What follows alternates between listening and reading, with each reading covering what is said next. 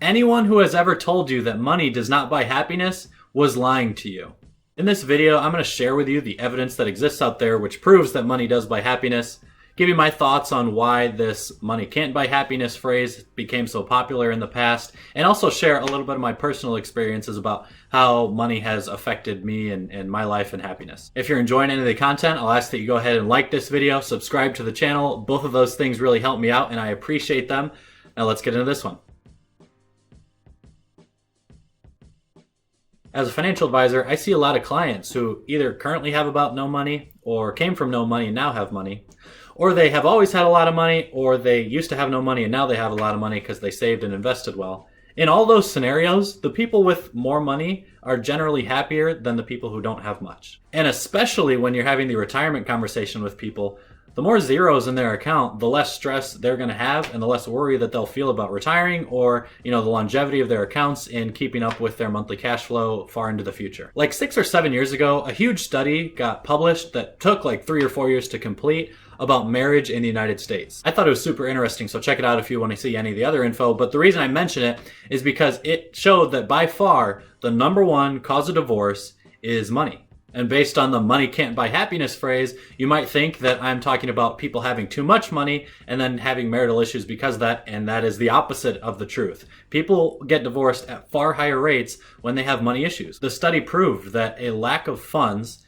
just adds so much stress to people's lives that it makes it so much more difficult to conduct a healthy marriage with a spouse. Another big study on personal fulfillment showed that money was the #1 factor that helped people feel more fulfilled in their life. Now, it definitely tiered off, and the number was about 80 grand. So there was a huge increase in people's fulfillments until they were earning about $80,000 a year. After that point, any additional income was not adding too much more to their personal fulfillment, but I can give you some reasons for why I think that might have been as well. Point is that in the income brackets where most families live, around 50 to 60 grand, if you could earn another 50% on that income, those families are likely to feel much more fulfilled and happy with their lives. Now, physical dollar bills are not what buys happiness, but I don't think that's what the old adage is referring to. It's literally referring to having money and what you can do with it, and that's why it's wrong. Because when you have enough money that you can do the things you want, you will be more happy. So when I say that money can buy happiness, I'm not talking about the physical bills. I'm talking about a few different things. #1, you'll feel like you have more time to do what you want because you don't have to maybe grind out overtime hours to earn more money. You have much more freedom to do what you want. You can pick up things you like when you see them go for sale. You can buy whatever groceries you want. You can go on vacations with your family and spend a lot more quality time with friends.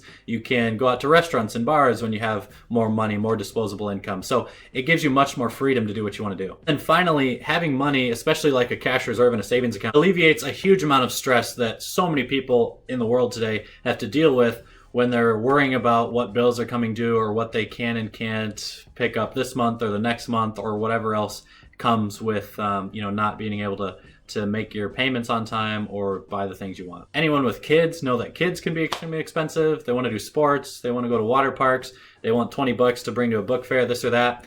When you have $7 in your checking account and you're worrying about paying the water bill for the next month or whatever, that's an extremely tough situation to be in. Money alleviates all those negative emotions. Now, please don't think that I'm saying money is the be-all end-all and all you need is to get more money and then your life will turn around. That's not the case. Of course, there are the famous cases of celebrities with a lot of money who commit suicide because they were depressed and so unhappy with their lives. But in 99% of cases, money helps. And as much as I think about why the phrase "money can't buy happiness" got so popular, I really just am directed back to those cases that I just mentioned where you'll hear of celebrities who divorce or they hate their lives or they commit suicide and terrible things like that. And though those cases get a lot of media attention, they're just so far less common than the cases where a family's earning 60 grand a year but they get promotions and now they're earning 90 grand a year. And they just are so much happier with their lives because of the additional freedom that extra income grants them. So I don't know if the cases of famous celebrities who have a lot of money killing themselves is the only reason that phrase came to be, but it's the only apparent reason I can see. And it's so easy to debunk that logic, which just totally puts that phrase to bed. And then you can move forward and start to look at the reality of some of the studies and facts that I'm mentioning to you now. Now, to the point about 80 grand being a point of diminishing returns when it comes to fulfillment when you're earning more than that, it makes sense, right? Because once you're earning about 80 grand as a household, you can probably afford to live in the 2-bedroom white picket fence house that is kind of like the American dream thing. You can afford a $300 a month car payment, which gets you a Kia or Hyundai or whatever, Ford Focus, doesn't matter. And you still have some money left over to put into your savings account, your 401k, and you might have $100 a month to give to your kids or have your kids in sport. So 80 grand a year, if you budget well, is enough to do most of the American dream type activities. After 80 grand a year, I think you see people, put this near the beginning. I work with a lot of clients who earn a lot more than 80 grand a year, and really what you see with people in the 6-figure plus income category is they'll start to be able to add more into their 401ks or their savings accounts. Those things don't marginally add too much more happiness than the other things I already mentioned. They'll be able to buy more expensive cars, but after you own a BMW for a year, that BMW is not bringing you that much more happiness than a Ford Focus would. They'll go on more expensive trips, which admittedly can be really fun to spend 10 days in Europe or whatever, but once you get back from Europe, you don't really hold on to that much more life fulfillment than you would have otherwise had if you did a 4-day trip to like Florida or something. So my point is that the types of things that a really high income afford you are not necessarily the things that you need to feel fulfilled in life and to be happy, which I think explains that $80,000 cutoff. So I don't know if I'm right about this or not, but I can tell you that I've seen less personal happiness from making money when I've had more of that money relative to when I had very little money. Just think about it, if you get a bonus check or like if you just get a tax return for a few grand, that $3,000 feels a lot better when you only have $3,000 in your savings account already and you just doubled your money than when you have $22,000 and you've gone from 22 to 25. It's still $3,000, just doesn't feel as good. But I'll just tell you, life is so much easier when you're making 100 grand a year than when you're making 50 grand a year. And with that comes all the things I've already talked about. Freedom to buy what you want.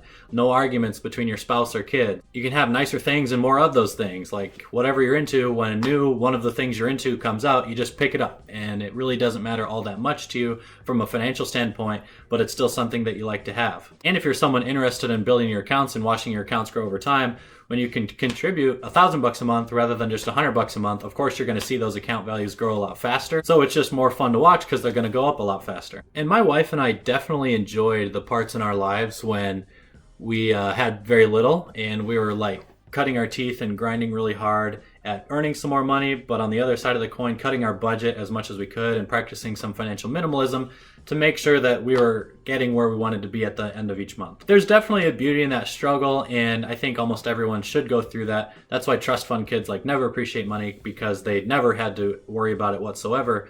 But I would never want to go back there. And if you listen to interviews of rich people who were once poor, I've probably heard 7 or 8 times people say, yeah, it's a lot better having money than it was when I didn't have money. And I've never heard someone say, man, I wish I was broke again. Except for maybe J. Cole. I think J. Cole said in a song like, it was better when I was broke or something like that, which was, I felt, just a stupid thing to say. So let me know what you all think. In your own experience, has money, when you've earned more of it, made you more happy? Or am I totally wrong and money doesn't affect anything? Either way, I can hash it out with you in the comments down below. As always, thanks for watching.